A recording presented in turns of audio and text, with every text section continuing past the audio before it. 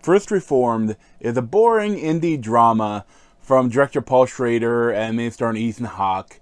As I said, it has some interesting stuff, but overall, when it's boring, when it's not boring, it's being weird, and when it's not being weird, it's being stupid. And, Explosives. She was becoming someone I didn't know. Opportunistic diseases, anarchy, martial law. You will live to see this. You had no idea that he was thinking of... No, I'm so frightened. These kids, they want certainty. Don't think, follow. They fall prey to extremism. It's a world without hope.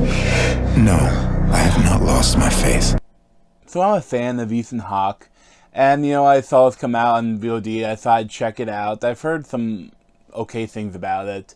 So, I sat down and watched it, and I wasn't sure what it was going to be at first. The trailer, they didn't show too much, but that Ethan Hawke is a pastor, and he was, when he started in the movie, that, okay, he was a former chaplain, and he had something horrible happen to his family, and he became a priest. He kind of lived a really solitary life, and he's also dealing with some lingering sickness that may be something more, and he's also having like a crisis of faith, and he's trying to help people, but then they kind of change the way he thinks. This movie comes off at first like maybe be Christian, but it's not that Christian. They cover some stuff, but it's more like a movie about global warming and our reactions to it. And it's something that global warming in relation to religion, but mostly just global warming.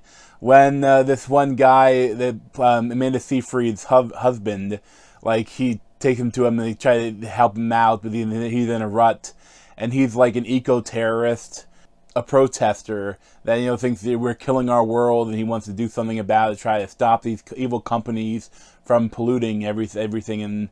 And one of the evil companies that's polluting is kind of had a big connection to this mega church that technically owns the historical church that Ethan Hawke preaches at.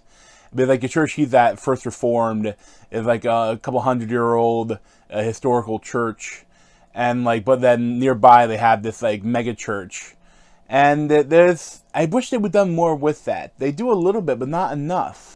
Which is the way I feel about a lot of the film. If the film is going to be about global warming, I wish it had done more with it, more research and more going into depth about it. Because everything they said, I know about. It's all common knowledge. It's not anything crazy. And I just the way they do it. They play scary music and it's I don't know. It's stretching. And the way they do a lot of stuff is just kind of forced. And I wish, they kind of the format of the film is that he is, he starts writing a diary, and he's going to write it for a year, and so you hear some of his thoughts about what's going on, but then they don't tell you his thoughts as much as they should when things start to get weird, when the film tries to be a little thrilling, when he is considering doing something horrible, continuing the one guy's eco-terrorism in a really horrific way. It doesn't, I don't see how he gets to that leap. But this is every time when he talks to people, he's a believer, it seems like, and he has, I don't know where he would make that jump. And just not even his plan for what he's going to do, it would damage so many more people than just the evil people. Would be so many innocents that would be affected. And he never even, considers that. But, the film is well acted, especially from Ethan Hawke, and Cedric Entertainer he's a really interesting role. But it's just, he's playing this, Ethan Hawke is playing this character that's so kind of depressed. And the movie is depressing. And then, they have these moments of, hyper-reality with Amanda Seyfried, and it's just kind of weird. It almost, feels like it's from another movie. And, and the stuff happens towards the end, which is so, over the top, that it doesn't really, I don't really get it. And even too, if you're going to be over the top, I wish they'd done, I wish you'd have some sort of monologue. But, there is no monologue for him. to talk about what the people are doing to the world or whatever. Like, there's no monologue. It's just like it ends very oddly, and I wish there was more to it. Even though like I was bored and it's relatively long, like almost 2 hours.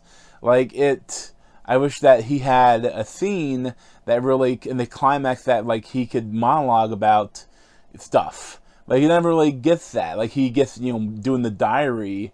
But I wish there was some more powerful moment other than the really weird stuff towards the end and sort of brutal stuff towards the end.